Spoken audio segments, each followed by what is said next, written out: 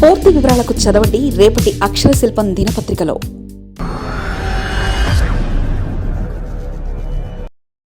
తిరుమల లడ్డు కల్తీ రాజకీయం, కూటమి సర్కార్ సరికొత్త వ్యూహం, ఏకసభ్య కమిషన్తో అసలు గుట్టు తేలిన దినేష్ కుమార్ కమిషన్ ముందున్న సవాలు, ఎక్కువ లాగితే తెగుతుందన్న టీడీపీ సీనియర్లు. తిరుమల శ్రీ వెంకటేశ్వర స్వామి లడ్డు ప్రసాదం పవిత్రతకు సంబంధించిన అంశం ఇప్పుడు మరొక కీలక మార్పు తిరిగింది. సీట్ దర్యాప్తు పూర్తయి ఛార్జిషీట్ దాఖలైన తర్వాత కూడా ఈ వివాదం రాజకీయంగా సద్దుమరగడం లేదు.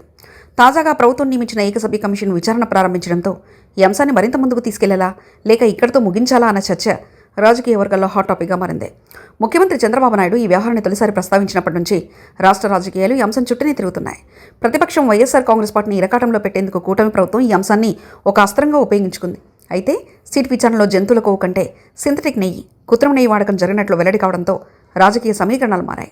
మరీ ఎక్కువగా సాగతిస్తే ప్రజల్లో వ్యతిరేకత వచ్చే అవకాశం ఉందని తెలుగుదేశం పార్టీలోని కొందరు సీనియర్ నేతలు అంతర్గత చర్చలో అభిప్రాయపడుతున్నట్లు తెలుస్తుంది. ప్రభుత్వం నియమించిన విశ్రాంత ఐఏఎస్ అధికారి దినేష్ కుమార్ ఏకసభ్య కమిషన్ విచారణను వేగవంతం చేసింది. ఈ కమిషన్ ప్రధానంగా 3 అంశాలపై దృష్టి సారించింది. పాలనాపరమైన వైఫల్యాలు, గత 5 ఏళ్లలో నెయ్యి కొనుగోలు నిబంధనలు ఎందుకు మార్చారు, టెండర్లలో పారదర్శకత లోపించడానికి కారణమైన అధికారులు ఎవరు, టీడీటీ బోర్డు తీసుకున్న నిర్ణయాలు అప్పుడు ఉన్నతాధికారుల పాత్ర ఏమిటి, నిబంధనల సడలింపు ద్వారా ఏ కంపెనీలకు లబ్ధి చేకూరింది, సీట్ ఇప్పటికే 36 మందిని నిందితులుగా పేర్కొంటూ ఛార్జిషీట్ వేసింది. ఈ నివేదికల లోపాలను గుర్తించి పకడ్బందీగా ముందుకు వెళ్లేలా ఈ కమిషన్ సిఫార్సులు చేయనుంది. గత ప్రభుత్వ హయాంలో దాదాపు 20 కోట్ల లడ్డులను కల్తీ నెయ్యితో తయారు చేశారని అసెంబ్లీ సాక్షిగా ప్రభుత్వం ప్రకటించింది. సుమారు 68 లక్షల కిలోల నకిలీ నెయ్యిని టీడీటీకి సరఫరా చేసినట్లు లెక్కలు చెప్తున్నాయి.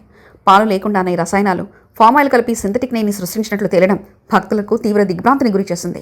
ఈ అంశాన్ని భక్తుల సెంటిమెంట్ దృష్ట్యా ఎంతవరకు లాగాలనే విషయంలో కూటమి పార్టీల మధ్య కూడా భిన్నాభిప్రాయాలు వ్యక్తమవుతున్నాయి. ప్రారంభంలోనే జనసేనాని పవన్ కళ్యాణ్ ప్రాయచిత దీక్షతో ఈ అంశాన్ని జాతీయ స్థాయికి తీసుకెళ్లారు.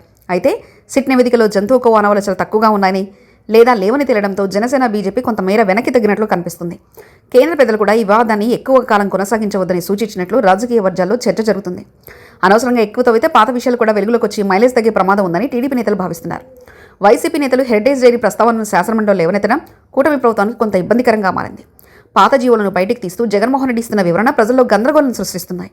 ఈ క్రమంలో దేవుడి ప్రసాదం చుట్టూ జరుగుతున్న ఈ రాజకీయ యుద్ధం ప్రజలకు విసుగు తెక్కించకముందే ఓ ముగింపు ఇవ్వాలని ప్రభుత్వం యోచిస్తుంది. ఏకసభ్య కమిషన్ ఇచ్చే 45 రోజుల గడువు ముగిసిన తర్వాత ఈ కేసులో ఎలాంటి తుది నిర్ణయం తీసుకుంటున్నారన్న ఉత్కంఠ నెలకొంది. తిరుమల లడ్డు వివాదం కేవలం ఒక కుంభకోణం మాత్రమే కాదు, అది కోట్ల మంది నమ్మకానికి సంబంధించిన విషయం. నేర విచారణ ఒకవైపు జరుగుతుండగా పరిపాలనాపరమైన లోపాలను సరిదిద్దేందుకు ఏకసభ్య కమిషన్ చేసిన ప్రయత్నాలు ఏ మేరకు సఫలమవుతున్నాయో చూడాలి. నిందితులకు శిక్ష పడడం కంటే శ్రీవారి ప్రసాదం పవిత్రత మళ్లీ పునరుద్ధరించడమే ముఖ్యమనేది సామాన్య భక్తుల ఆకాంక్ష. మరిన్ని కథనాల కోసం సబ్స్క్రైబ్ చేసుకోండి మీ అక్షర శిల్పం.